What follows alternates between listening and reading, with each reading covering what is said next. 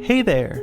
If I'm Ricky Dawkins, then you're watching episode 9 of how to use Logic Pro X and other DAWs properly.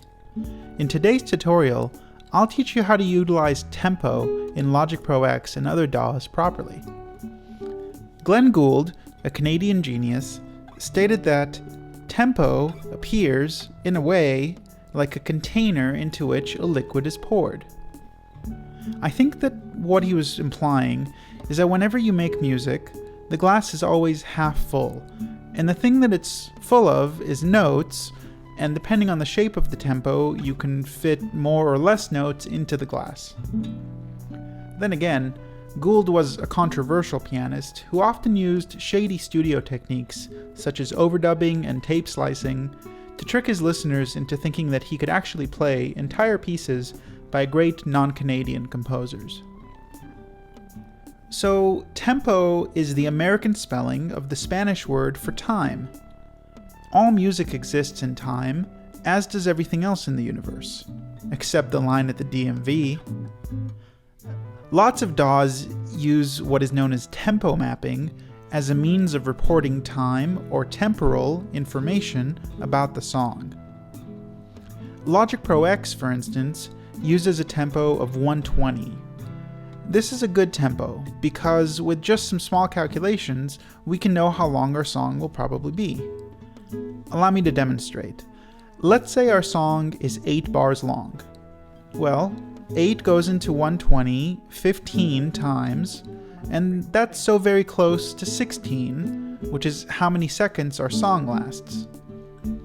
Don't forget that time is relative to how fast and high you're traveling, so since I'm in California, my 8-bar song might be a bit shorter than if I was using my DAW in Denver or on the International Space Station.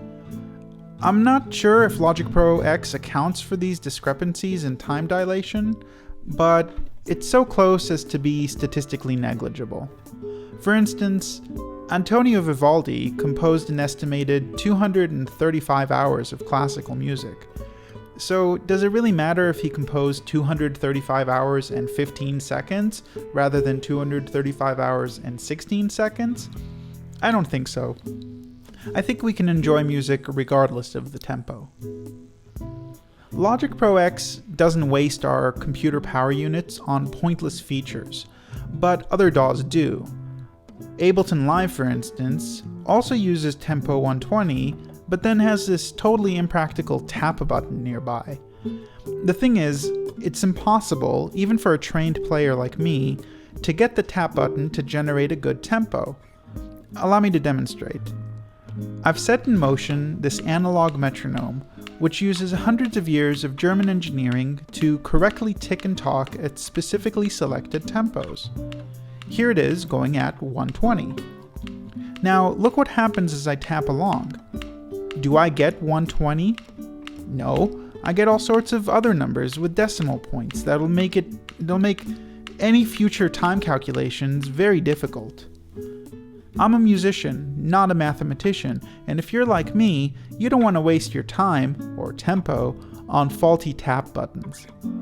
I hope Ableton fixes this bug in the future, and I applaud Logic Pro X for not bothering to even include it. Thanks for watching. Like, comment, subscribe, and visit, and tune in next tempo when we'll tell the tale of the test oscillator.